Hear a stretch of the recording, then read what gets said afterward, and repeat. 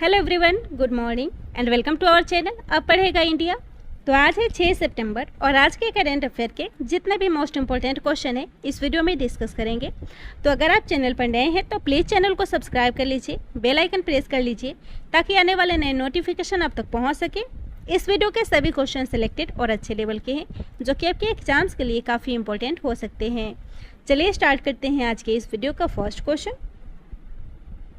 आज का पहला क्वेश्चन है, हाल ही में किस शहर में अब से हर साल 5 सितंबर को गौरी लंकेश दिवस मनाया जाएगा? इसका राइट आंसर होगा option A Burnaby.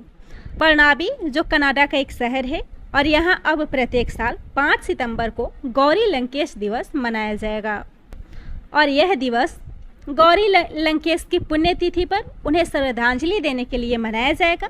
Gauri Lankesh जो एक वामपंथी पत्रकार थी और जिन्होंने एक पत्रिका गौरी लंकेश पत्रिका नाम से निकाली थी और जिन्हें 5 सितंबर 2017 की शाम को 2 हमलावरों ने बेंगलुरु में उनके घर के बाहर हिंदुत्व विरोधी रुख के लिए गोली मार दी थी।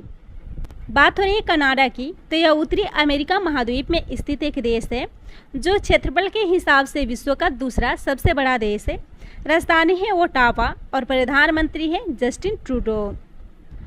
पूरी दुनिया में सबसे ज़्यादा झीलें कनाडा में पाई जाती है और बास्केटबॉल खेल का शुरुआत भी कनाडा से हुआ था। अगला क्वेश्चन है, हाल ही में किस राज्य द्वारा राजीव गांधी के नाम पर साइंस सिटी की स्थापना करने की घोषणा की गई है? इसका राइट आंसर होगा ऑप्शन डी महाराष्ट्र। महाराष्ट्र सरकार द्वारा राजीव गांधी के नाम पर साइंस सिटी की स्थापना की घोषणा की गई है और Rajiv Gandhi science innovation city की स्थापना महाराष्ट्र के पुणे के पिपरी चिंचवड़ में किया जाएगा। बात हो रही है महाराष्ट्र की, तो राजधानी है मुंबई और मुख्यमंत्री हैं उद्धव ठाकरे। राज्यपाल है भगत सिंह कोश्यारी। अगला क्वेश्चन है, भारत के किस राज्य में पहला इलेक्ट्रिक व्हीकल चार्जिंग स्टेशन की आधारशिला रखी गई है? इसका राइट आंसर होगा ऑप्शन सी मेघालय। मेघालय में भारत का पहला इलेक्ट्रिक व्हीकल चार्जिंग स्टेशन को बनाया जाएगा और इस इलेक्ट्रिक वाहन चार्जिंग स्टेशन को पावर ग्रिड के द्वारा मेघालय की राजधानी शिलोंग के लापलांग में बनाया जाएगा। पावर ग्रिड जो एक कार्यक्रम के तहत शिलोंग शहर में 11 EVS यानी कि सार्वजनिक EVS पर 5 और सार्वजनिक सुविधाओं पर 6 को विकसित करेगा। मेघालय जो पूर्वोत्तर भारत में स्थित राज्य है और जिसका शाब्दिक अर्थ होता है बादलों का घर। स्थापना हुई थी 21 जनवरी 1972 को और राजधानी है शिलोंग। राज्यपाल है सत्यपाल मलिक और मुख्यमंत्री हैं कॉनराड संगमा और मुख्य न्यायाधीश है विश्वनाथन सोमादेर और आउट ऑफ पॉकेट ट्रीटमेंट योजना यहाँ हाल ही में शुरू की गई है। साथ ही हरित सोहरा वनीकरण अभियान भी यहाँ पे शुरू हुआ है। अगला क्वेश्चन है, प्रतिष्ठित done and Bradstreet corporate award 2021 से किस इलेक्ट्रिक सर्विस कंपनी को सम्मानित किया गया है? इसका राइट आंसर होगा ऑप्शन बी SJVN। SJVN को done and Bradstreet corporate award से सम्मानित किया गया है। इलेक्ट्रिक यूटिलिटी कंपनी SJVN यानी कि सतलज जल विद्युत निगम लिमिटेड, जिसे बेस्ट ग्रोथ परफॉर्मेशन पावर कैटेगरी में done and Bradstreet corporate award 2021 से सम्मानित किया गया है, जो वर्तमान में थर्मल पावर, पवन और सौर ऊर्जा उत्पादन के क्षेत्र में प्रवेश किया है। SJVN लिमिटेड जिसकी स्थापना भारत सरकार तथा हिमाचल प्रदेश सरकार के द्वारा संयुक्त रूप से की गई थी। इसकी स्थापना हुई थी 24 मई 1988 को और इसके CMD यानी कि अध्यक्ष और प्रबंध निदेशक हैं श्री NL शर्मा। और इसी के साथ करेंट अफेयर के कुछ इंपॉर्टेंट पॉइंट्स हैं, इन्हें भी देख लेते हैं, जिसमें हाल ही में एसोसिएशन फॉर टैलेंट डेवलपमेंट 2021 के बेस्ट अवार्ड से power grid corporation of India limited को सम्मानित किया गया है। मोस्ट इनोवेटिव इन डिजिटल बैंकिंग के लिए वैश्विक विजेता DBS बैंक बना है। साथ ही 5 स्टार ईट राइट स्टेशन प्रमाणन से चंडीगढ़ रेलवे स्टेशन को सम्मानित किया गया है। अगला क्वेश्चन है, भारत और किस देश ने air launched unmanned aerial vehicle के लिए एक परियोजना समझौते पर हस्ताक्षर किए हैं? इसका राइट आंसर होगा ऑप्शन है अमेरिका। तो हाल ही में भारत और अमेरिका के बीच air launched unmanned aerial vehicle के लिए एक समझौता हुआ है और इस एयर लॉन्च मानव रहित हवाई वाहन को डिफेंस टेक्नोलॉजी और बिजनेस इनिशिएटिव के हिस्से के रूप में लॉन्च किया जाएगा। तो भारत ने अमेरिका के साथ इसके लिए समझौता किया है। अमेरिका, जो उत्तर अमेरिकी महाद्वीप में स्थित एक देश है, राजधानी है वाशिंगटन डीसी और अमेरिका की खोज 1492 में क्रिस्टोफर कोलंबस के द्वारा की गई थी, जो एक स्पेन के नागरिक थे। अमेरिका के राष्ट्रपति है जो बाइडेन और उपराष्ट्रपति है कमला हैरिस। विश्व में क्षेत्रफल की दृष्टि से यह विश्व का तीसरा सबसे बड़ा देश है। चीन और भारत के बाद जनसंख्या के अनुसार भी यह तीसरा सबसे बड़ा देश है। अगला क्वेश्चन है, भारत की नौसेनाओं और किस देश के बीच द्विपक्षीय नौसैन्य अभ्यास सिम्बेक्स का 28वां संस्करण संपन्न हुआ है? इसका राइट आंसर होगा ऑप्शन डी, सिंगापुर। सिंगापुर की नौसेनाओं और भारत की नौसेना के बीच सिम्बेक्स का 28वां संस्करण हाल ही में आयोजित हुआ था और इस सिम्बेक्स का आयोजन 1994 से शुरू हुआ था और यह भारतीय नौसेना का एक विदेशी नौसेना के साथ सबसे लंबा निरंतर द्विपक्षीय नौसैनिक अभ्यास है जो सिंगापुर के साथ आयोजित होता है। सिंगापुर, जिसकी करेंसी है सिंगापुर डॉलर, राजधानी है सिंगापुर सिटी और राष्ट्रपति है हलीमा याकूब और प्रधानमंत्री है ली सिएन लुंग। और हाल ही में कोविड ब्रेथ टेस्ट को सिंगापुर के द्वारा मंजूरी दी गई है। साथ ही सबसे बड़ा मुक्त व्यापार समझौता यानी कि RCEP लागू करने वाला भी यह विश्व का पहला देश है।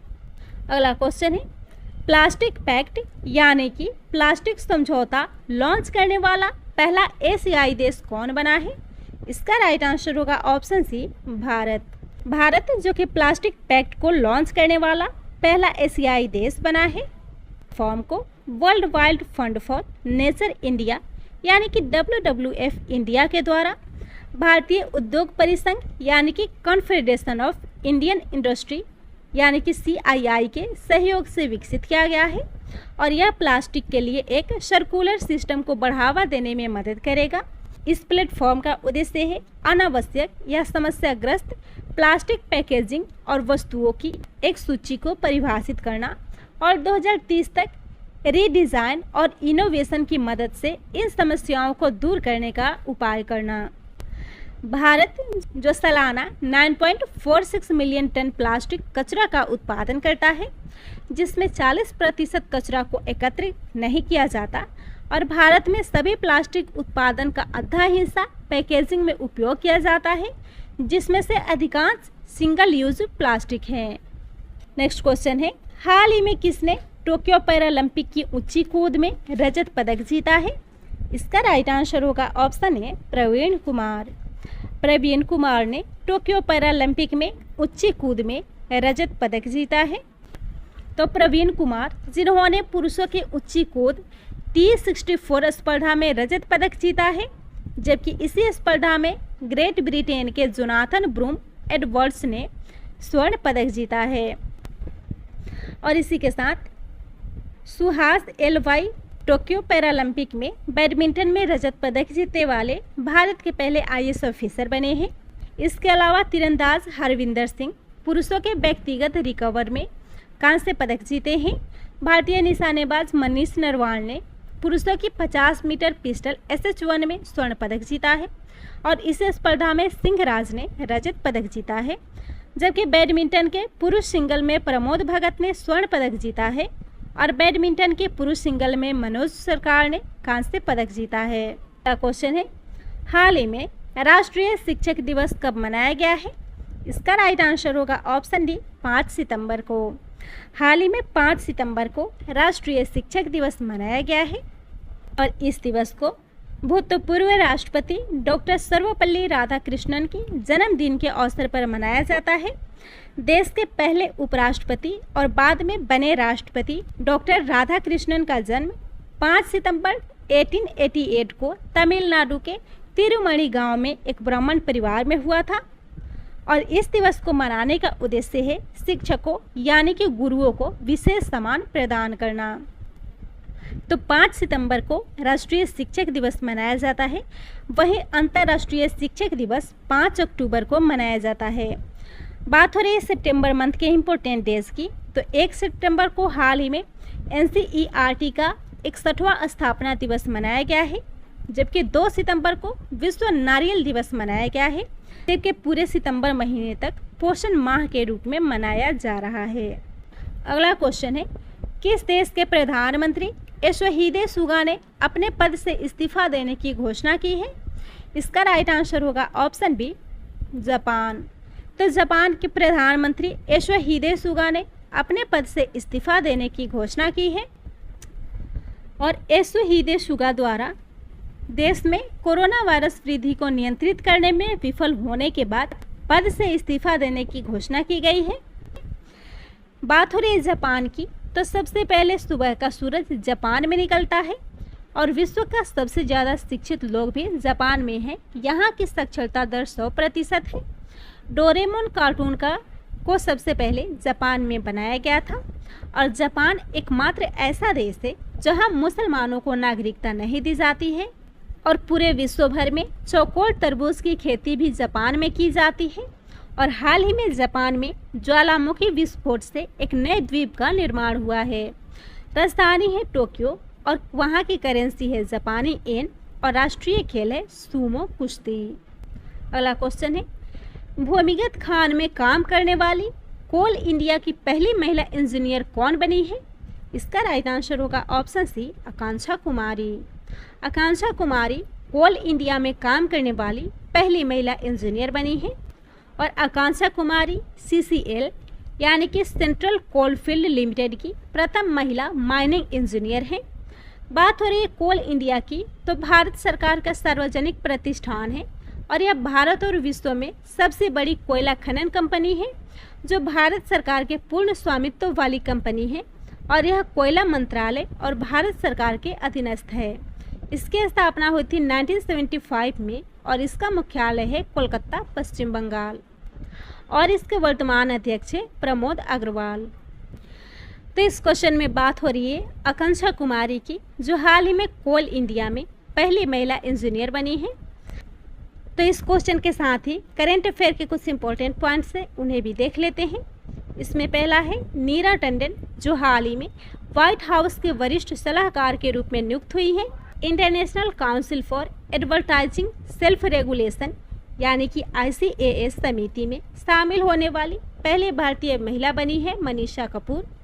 Federation of Indian chambers of commerce and industry यानी कि FICCI FLO की राष्ट्रीय अध्यक्ष बनी है उज्ज्वला सिंघानिया।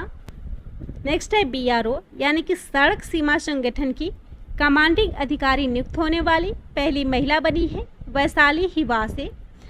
नेस्कॉम की पहली महिला चेयरपर्सन रेखा मेनन बनी है। National council of applied economic research की पहली महिला निदेशक पूनम गुप्ता बनी है। अगला क्वेश्चन है, सोलंग त्योहार हाल ही में किस राज्य में मनाया गया है? इसका राइट आंसर होगा ऑप्शन ए, अरुणाचल प्रदेश में। हाल ही में अरुणाचल प्रदेश में सोलंग त्योहार मनाया गया है। सोलंग जो अरुणाचल प्रदेश की आदि जनजाति का सबसे लोकप्रिय त्यौहार है और जो प्रत्येक वर्ष सितंबर महीने के शुरुआत में मनाया जाता है। यह आदिवासियों का मुख्य त्यौहार है और 5 दिनों तक इसे मनाया जाता है। यह त्यौहार मुख्य रूप से कृषि आधारित त्यौहार है जो लोगों की सामाजिक धार्मिक विशेषताओं को भी दर्शाता है। साथ ही बीजों की बुआई से लेकर एक समृद्ध फसल की कटाई तक के लिए इस त्यौहार को मनाया जाता है। बात हो रही अरुणाचल प्रदेश की, जो भारत के पूर्वोत्तर का सबसे बड़ा राज्य है। राजधानी है ईटानगर। मुख्यमंत्री हैं पेमा खांडू। राज्यपाल है BD मिश्रा और विधानसभा सीट है 60, लोकसभा सीट है 2 और राज्यसभा सीट है 1। पड़ोसी देश है चीन, भूटान और म्यांमार और नेशनल पार्क है नामदफा राष्ट्रीय उद्यान। अरुणाचल प्रदेश के पर्यटन एम्बेसडर हैं जॉन अब्राहम। नेक्स्ट क्वेश्चन है, the murder the monarch and the फकीर नाम से पुस्तक हाल ही में किसने लिखा है? इसका राइट आंसर होगा ऑप्शन सी, ए और बी दोनों। तो the murder the monarch and the फकीर नाम से एक पुस्तक को अपू एस्थोस सुरेश और प्रियंका कोटमराजू ने लिखा है। और यह पुस्तक हार्पर कॉलिंग्स पब्लिशर के द्वारा 1 अक्टूबर 2021 को लॉन्च किया जाएगा, जो महात्मा गांधी की हत्या की परिस्थितियों और हत्या के जांचों को दर्शाती है। इस क्वेश्चन में बात हो रही है हाल ही में आई पुस्तक की, तो इस क्वेश्चन से जुड़े करेंट अफेयर के कुछ इंपॉर्टेंट पॉइंट्स हैं, जैसे कि हाल ही में know your rights and claim them, जिसको एंजीला जोली ने लिखा है। सियासत में सदस्यता पुस्तक को विजय कुमार ने लिखा था। विशेष कोड टू विन, इसको निरुपमा यादव ने लिखा है। स्वच्छ भारत क्रांति को गजेंद्र सिंह शेखावत और स्मृति ईरानी ने लिखा था और अमेजिंग अयोध्या को नीना राय ने लिखा है। जबकि making sense of Indian democracy को योगेंद्र यादव ने लिखा था। अगला क्वेश्चन है ईस्टर्न इकोनॉमिक फोरम का प्लेनरी सत्र को कहाँ आयोजित किया गया था? इसका राइट आंसर होगा ऑप्शन बी, व्लादिवोस्तोक। तो हाल ही में व्लादिवोस्तोक में ईस्टर्न इकोनॉमिक फोरम के प्लेनरी सत्र का आयोजन किया गया था और 3 सितंबर 2021 को ईस्टर्न इकोनॉमिक फोरम के इस सत्र को प्रधानमंत्री नरेंद्र मोदी जी के द्वारा संबोधित किया गया था। बात हो रही ईस्टर्न इकोनॉमिक फोरम की, जो एक अंतर्राष्ट्रीय संगठन है और जो रूस के संसाधन संपन्न लेकिन अविकसित सुदूर पूर्व के क्षेत्रों में विदेशी निवेश को प्रोत्साहित करने के लिए व्लादिवोस्टोक में प्रतिवर्ष आयोजित किया जाता है। यह रूसी सुदूर पूर्व क्षेत्र में विदेशी निवेश को प्रोत्साहित करता है। यह पहली बार सितंबर 2015 में व्लादिवोस्टोक में सुदूर पूर्वी संघीय विश्वविद्यालय में आयोजित की गई थी। आज का लास्ट क्वेश्चन है कोर्बेवैक्स नामक एक स्वदेशी कोविड-19 वैक्सीन को किसके द्वारा मंजूरी दी गई है? इसका राइट आंसर होगा ऑप्शन डी, DCGI। हाल ही में DCGI ने कोर्बेवैक्स नाम से एक स्वदेशी कोविड-19 वैक्सीन को मंजूरी दी है। DCGI यानी कि drug controller general of India, जिसने हाल ही में इस स्वदेशी वैक्सीन को 5 से 18 वर्ष की आयु के बच्चे के लिए मंजूरी दी है। तो बात करें कोर्बेवैक्स वैक्सीन की, इस वैक्सीन को बायो-ई कोविड-19 वैक्सीन भी कहा जाता है और इस कोविड-19 वैक्सीन को भारतीय बायोफार्मास्यूटिकल फर्म बायोलॉजिकल ई लिमिटेड ने अमेरिका में boiler college of medicine Houston और अमेरिकी कंपनी डायनावैक्स टेक्नोलॉजी के सहयोग से विकसित किया है। तो यह था आज के इस वीडियो का मोस्ट इम्पोर्टेंट क्वेश्चन। वीडियो पसंद आता हो तो वीडियो को शेयर कीजिएगा, चैनल को सब्सक्राइब कीजिएगा।